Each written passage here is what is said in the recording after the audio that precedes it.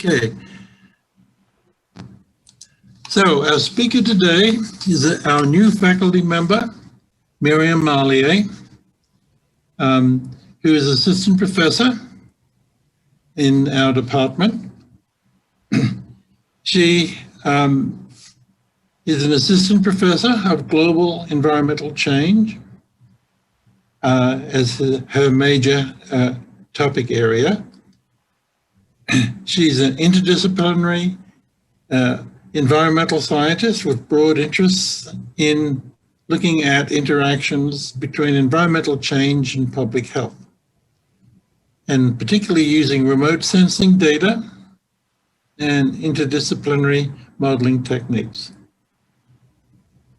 She has done quite a few projects involving, for example, the influence of different conservation and development policies in Indonesia on fire emissions, air pollution, and regional public health outcomes, understanding the physical climate drivers of fire activity in the Western US, very relevant to the Southern California area, and using remote sensing data to improve responses to natural disasters. And previously, she worked at the RAND Corporation. So without any ado, I'm going to introduce Miriam Marlier, who'll be talking about wildfires, air pollution, and public health. Take it away, Miriam. Hey, thank you, Shane, for that introduction and for having me here to speak today. I'm excited to be our final speaker of the fall quarter for our EHS 411 series. So as Shane mentioned, today I'll be discussing my research that is looking at the intersection of wildfires, air pollution, and public health.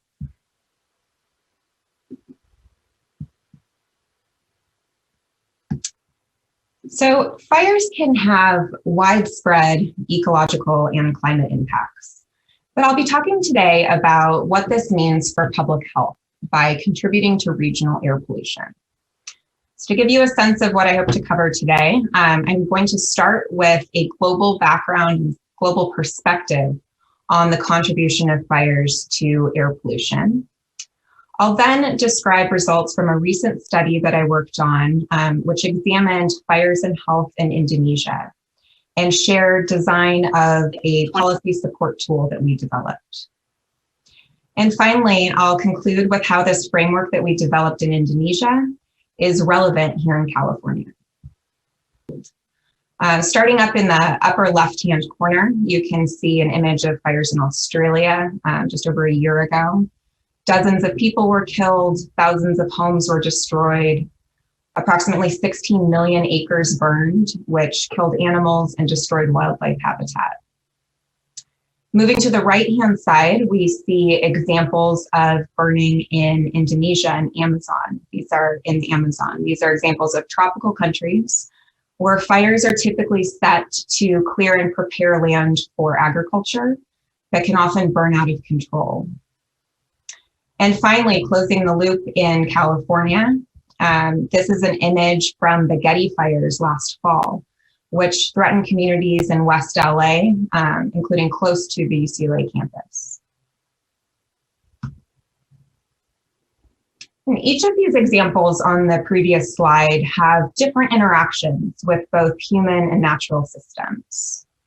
I'll refer to this conceptual framework as we talk about fires in Indonesia and California, which are going to have different dynamics between these drivers.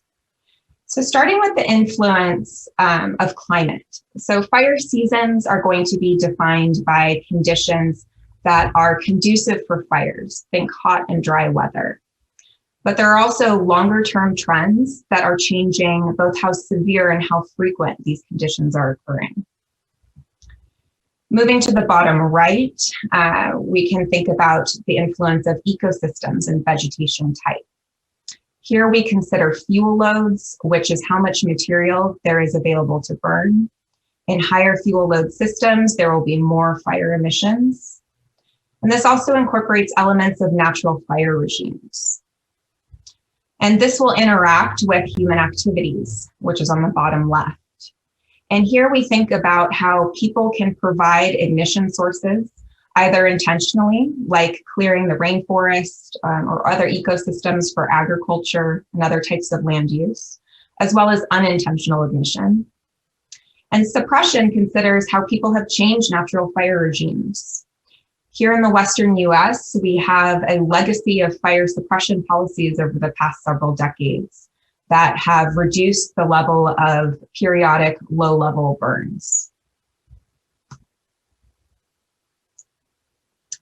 So with this conceptual framework in mind, I want to give you an overview of fire activity around the world. The graphs here are showing data from the Global Fire Emissions Database, and this is a satellite-based product that measures different elements of this variability. So first, we can think about burned area. This is on the top map.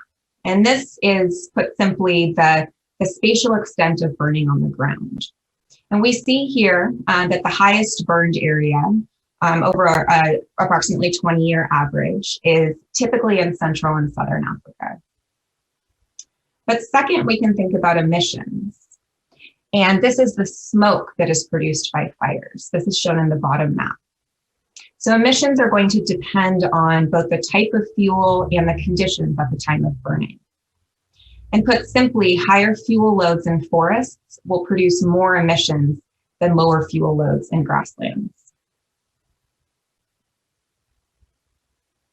Now, the maps on the previous slide were showing the average fire activity, but I also want to emphasize that there is a lot of variability in fire emissions over time.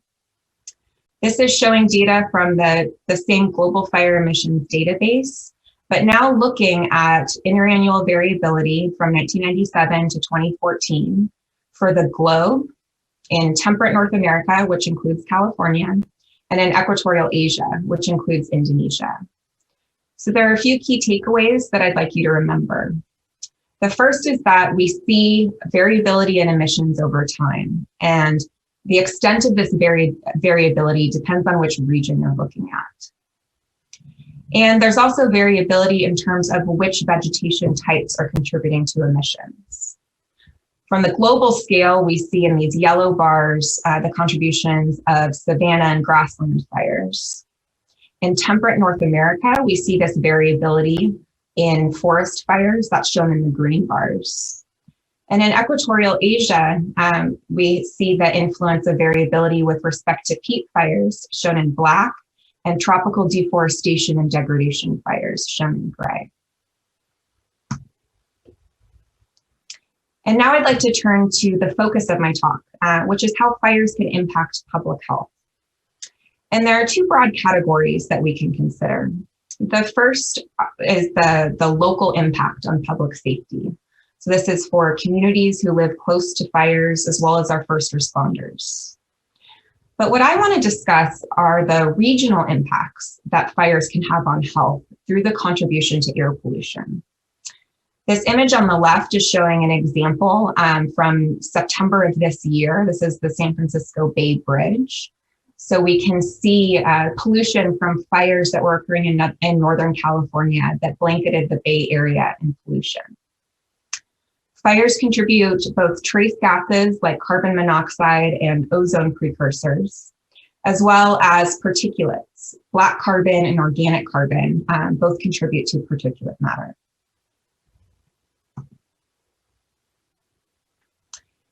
So why are we concerned about particulate matter? Well, we're especially concerned about the smaller particles. Fine particulate matter, or PM2.5, includes particles smaller than 2.5 microns in diameter.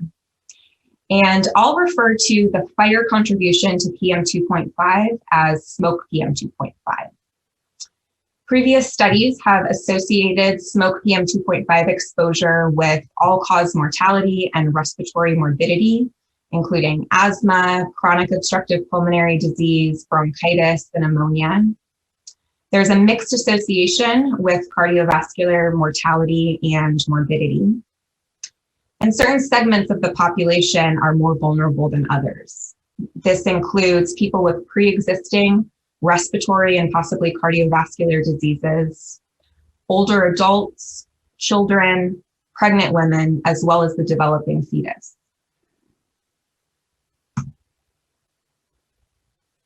And taken together, smoke PM2.5 has been linked to more than 300,000 deaths per year on average. And of this, more than 100,000 deaths per year come in equatorial Asia. And most of this is coming from fires in Indonesia, which I've circled on the map in red because that's what we'll be talking about next. But it's also important to highlight that there is substantial variability because as we've seen in the past few slides, fire activity is not constant from year to year. And I also want to note that this plot is showing all-cause mortality effects, but smoke PM2.5 also contributes to other health outcomes as well. Okay, so now I'm going to shift gears and discuss a recent study that just wrapped up that I worked on that was looking at fires in Indonesia and the influence on public health. Before I begin, I would like to recognize my collaborators on this work. I think that as it will become very clear as I get into the details of our methodology, this was a highly interdisciplinary project that would not have been possible without contributions from experts in multiple fields. I've also provided a link to the paper that I'll be discussing in case you'd like to look into more details later on. So let's start with a little context for why we're looking at an example of fires and air pollution in Indonesia. In the fall of 2015, just a couple of years ago now, Indonesia experienced an intense fire event that spread smoke PM2.5 across Indonesia and much of the region. And emissions were on par with several countries' annual fossil fuel emissions. And I have up here on the slide a sample of headlines from during the event. So you can see how disruptive this was across the region, causing a rift between Indonesia and neighboring countries like Singapore and Malaysia. And at one point, the fires were so bad and the pollution was so bad that Indonesia was evacuating infants and new mothers from the worst affected regions, and Singapore was closing schools and businesses. And as these news articles hinted at, Indonesia is a fire hotspot. The image that you're seeing on the left is showing smoke over Indonesia that's visible from space. So you can see that here. And to orient you, you can see the outline of Australia below. On average, Indonesia's fire emissions are less than 10% of the global total over a roughly 20-year period. But in high fire years, this contribution has increased to closer to 40%. And so this is motivating the overarching research question that our team was looking to address. And that is, how can we build an integrated scientific framework that connects these multiple drivers of fire activity, land management, climate, and driving fire activity, air pollution, and then public health outcomes? So coming back to this overall conceptual framework, there is a specific regional context in Indonesia that is going to differentiate from the global situation. And in particular, I'd like to draw your attention to the influence of human activities. This is going to be an important distinction between fires in Indonesia and what you might be more familiar with here in California. So fires in Indonesia are associated with human activities. This includes the clearing of tropical forests for agriculture, as well as other types of land use change. So let's get into these interacting factors in a little bit more detail. So as I've described so far, there are these multiple factors that we need to consider for driving fire activity and ultimately air pollution. First, we look at climate variability. In Indonesia, one of the primary drivers is the El Nino cycle, but there are other mechanisms as well that play a role in driving drought conditions. Second, we look at land use and land cover change. This includes agricultural activities and previously degraded areas. And third, we consider peatlands. And I'll get in more detail about what peatlands are in a few slides, but these are a carbon-rich fuel source. So they're really important when we're considering differences in emissions. And taken together, these contribute to air pollution impacts. Fires contribute to regional smoke PM2.5, and this has been associated with various negative health outcomes. So I'm going to step through each of these factors in the next few slides to give you a little bit more context about the situation in Indonesia. So starting with interannual climate variability, a critical takeaway from the climate piece is that there is a nonlinear relationship between drought and fire activity. Here we see that as rainfall declines, that's on the x-axis, there's a large upswing in fire activity on the y-axis. What this means is that fires are highly sensitive to drought conditions. In Indonesia, El Nino suppresses convection and brings drought to the region. This has most notably happened in 1997, 2006, as well as the 2015 event that I mentioned earlier. And another consideration that is an area of active research but is still uncertain is how longer-term trends with anthropogenic climate change could impact this as well. Second, we also consider the influence of land use and human activities. As I mentioned earlier, in Indonesia, forests are cleared for agriculture, often using fires. And the area that has been cleared is immense. Forests and peatlands the size of the UK have been cleared over the past several decades. And most of this clearance is for agriculture and plantations. In Indonesia, oil palm and pulpwood for the paper industry and timber are all important contributors.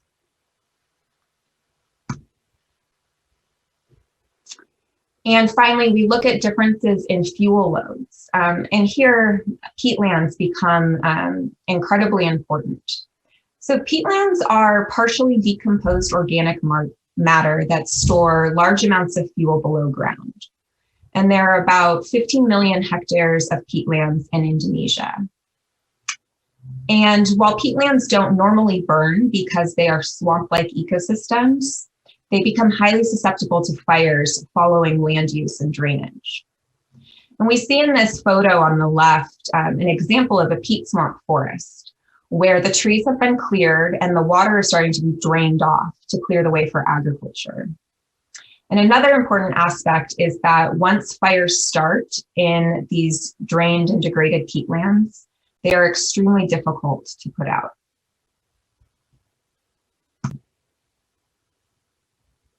And I want to go into a little bit more detail about the variability in Indonesia's fire activity, because this is going to have important implications for air pollution and human health. So this plot is comparing fire emissions in Indonesia on the left axis with country level fossil fuel emissions, annual fossil fuel emissions on the right. And so we see here both the dramatic swings from year to year in fire emissions, but also the changes in magnitude. In 1997, for example, which was a strong El Nino year, Indonesia's fire emissions have been estimated to be more than the entire European Union's annual fossil fuel emissions. This recent 2015 event, the fire emissions were comparable to fossil fuel emissions from countries as large as India and Japan. And then there are also several years where Indonesia's carbon dioxide emissions from fires are more than from fossil fuels.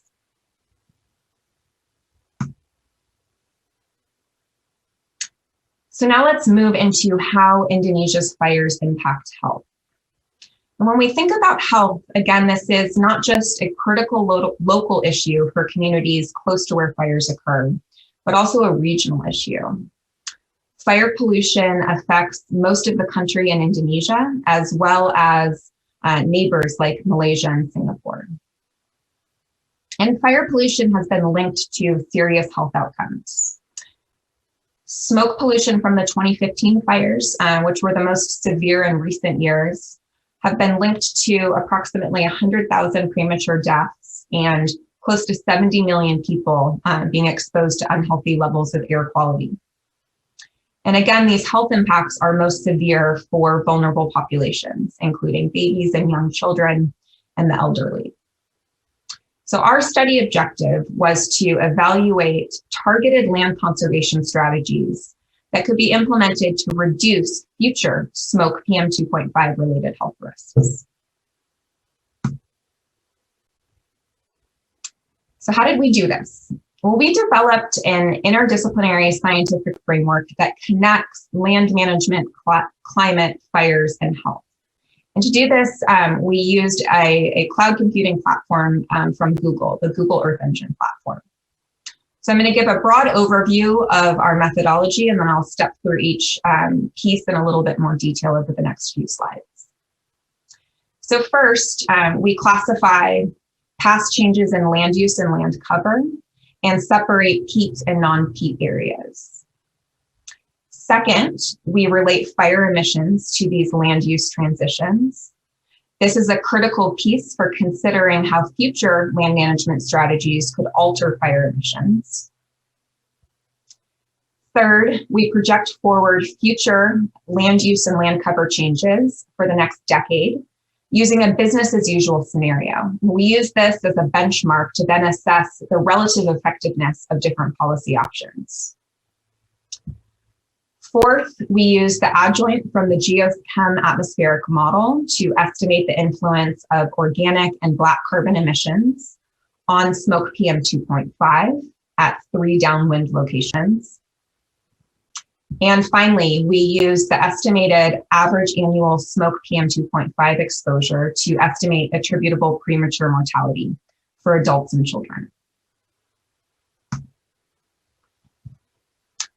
So to get into a little more detail about what our team did, first, looking at this land use and land cover piece. So using remote sensing and other spatial data sets, we can characterize the land surface among a number of different dimensions. On the top, you're seeing differences in land cover, so where are forests and degraded areas located. We also look at peatlands. I've highlighted here where peatlands are located in Indonesia, mostly on the eastern coast of Sumatra and southern coast of Kalimantan, as well as conservation status. In the second step of our analysis, we then associate land use transitions with fire emissions. And for this, we used MODIS satellite data, as well as the Global Fire Emissions Database. So what you see in this graph on the right is that fire emissions rates show both year-to-year and seasonal variability.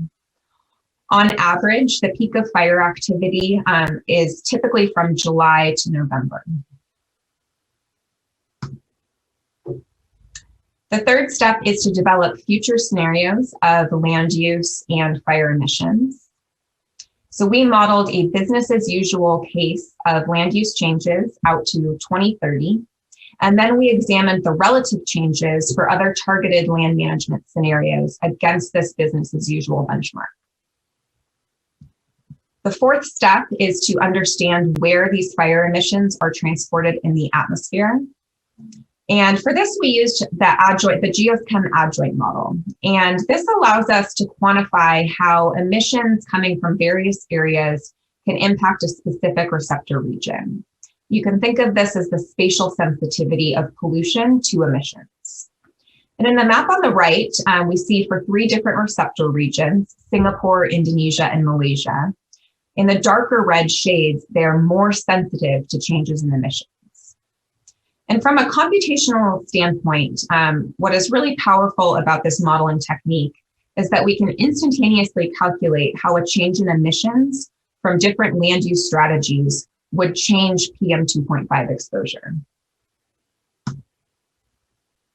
And our fifth step is to isolate the impact of fires on smoke PM2.5 and then calculate the public health impacts.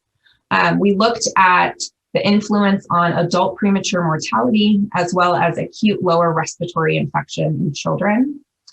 And what we look at is calculating for the business as usual scenario, which you see on the top line, and then assessing how different land management scenarios could change this. So taken all together, we combined this scientific framework into a decision support tool that is publicly available through the Google Earth Engine platform, and it's called the Smoke Policy Tool. And what this tool allows you to do is design various future scenarios and then instantaneously quantify the results for the policy of interest, looking at the change in PM 2.5 exposure as well as public health outcomes. And the tool is available to anyone through the link that I've provided on the slide. So how does this work? Well, in the first two steps, a user can choose between various emission scenarios and meteorological conditions. So that provides that important range due to the interannual variability in fire activity that we've seen in the past few slides. Then they can choose a country-level population-weighted receptor region from one of the 3 countries that are currently available: Indonesia, Malaysia, and Singapore. And finally, they can choose a policy of interest, looking at various industries, geographic locations, as well as proposed conservation sites. So now I'll step through how we use the smoke policy tool to examine the influence of peatland burning on public health outcomes. So these plots are showing total emissions from fires on the left and total area on the right for different locations in Indonesia. And the key takeaway here is that while peatlands account for a relatively minor portion of the land area, less than 20% in Sumatra and Kalimantan, most of the fire emissions are coming from these peatland areas, more than 60%. And that has to do, again, getting back to that question of fuel loading and differences in emissions that are linked to the amount of fuel available. And then using the smoke policy tool, we compared our business as usual scenario, which estimates approximately 37,000 premature deaths on average, to one of maximum peatland restoration. And what the tool calculates is that if this were to be undertaken, smoke exposure could be reduced by about 2/3. So why is peatland restoration so important? Well, again, peat fires emit large amounts of smoke, PM 2.5, but they are also extremely difficult to extinguish once the peat fires start. And the second component is that peatlands are located upwind of dense population centers. So there are large cities that can be affected by fires when they start in these areas.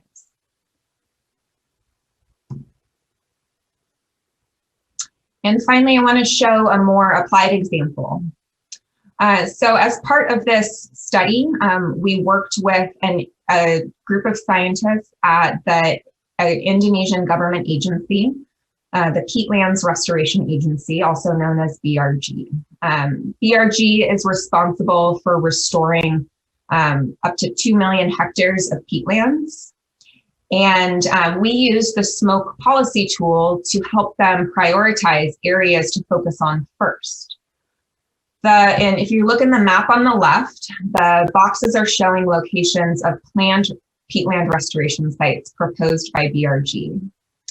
And the model calculates the top areas where conservation efforts could be focused first to most effectively reduce exposure. And that's shown in blue. So to wrap up the Indonesia part of my talk, what our study found is that burning in peatlands contributes to high levels of fire emissions and regional smoke PM 2.5, particularly during drought conditions. And as I mentioned, this has a strong link to the El Nino cycle. We built the online smoke policy tool to allow regional partners to target the most important areas for their communities to protect from fires.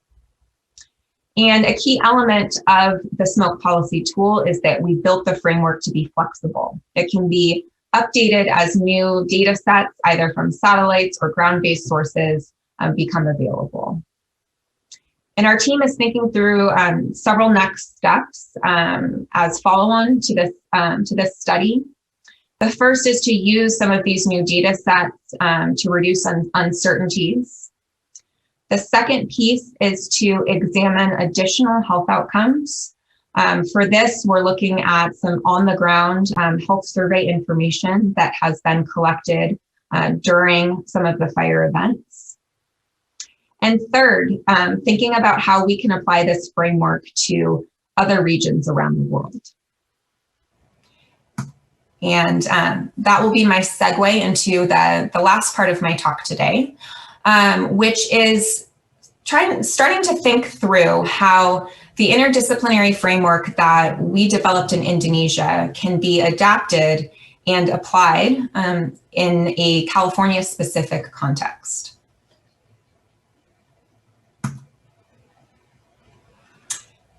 So let's start with a little bit of background about the fire situation in California and the Western US.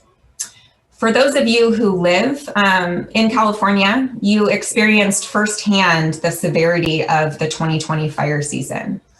This was one of the most extreme fire seasons on record. What you're seeing here on the slide are images that were taken from a geostationary satellite in early September of this year. So to orient you, this is looking at the Western US, and you can see the outline of Washington State, Oregon, Northern California, and Nevada.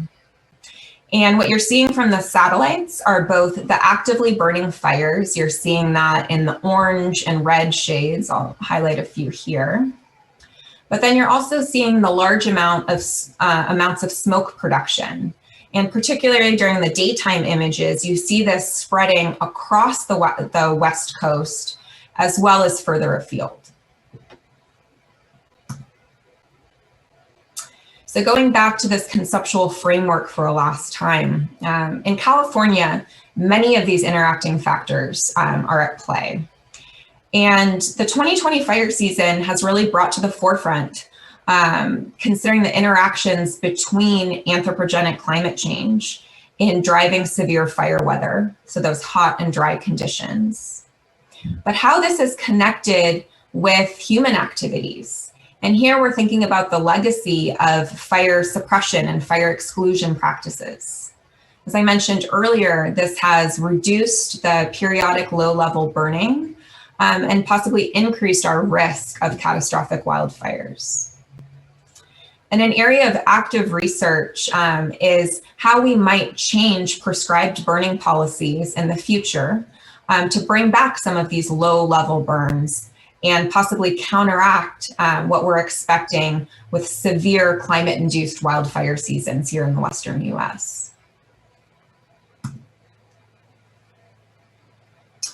This is a graph from a recent study that looked at the increase in wildfire burned area across California.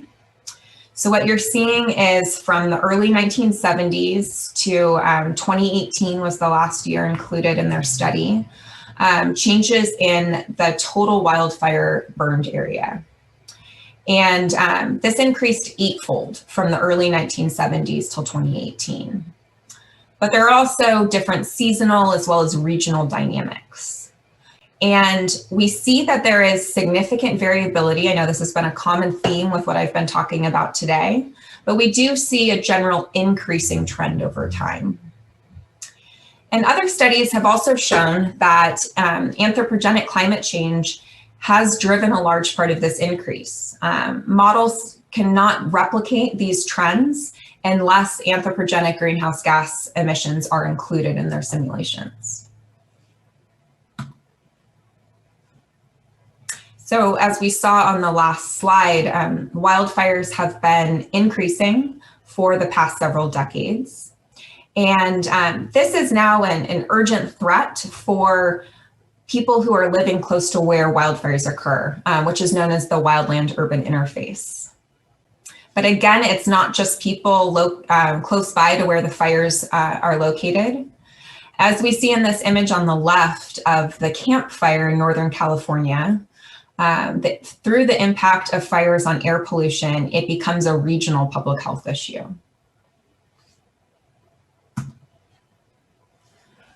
And looking to the future, recent studies suggest that the contribution of wildfires to total air pollution concentrations is likely going to increase with future climate change. This is showing a plot from a recent study that modeled wildfire activity through the end of the century under different climate scenarios. And the takeaway here is that the gray bars are showing that air pollution from other sources will likely decline in the future. But in the red bars, we see that the contribution of pollution from wildfires is expected to increase. And this study was conducted across the US, but the authors highlight that the Western US is highly vulnerable. And 2020 might give us an indication of what we could expect under future climate change conditions. I have here some of the emerging statistics for the 2020 fire season that were collected through the end of November by CAL FIRE, our state agency. So we see 1.7 million hectares burned. 5 of the 6 largest fires since the 1930s were this year.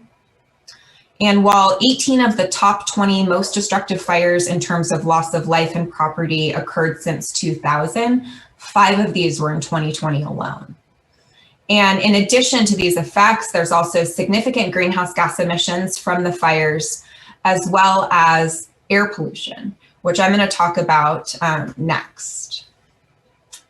So this brings me to an ongoing project that I've been working on, which is funded by the UC Multi-Campus Research Program.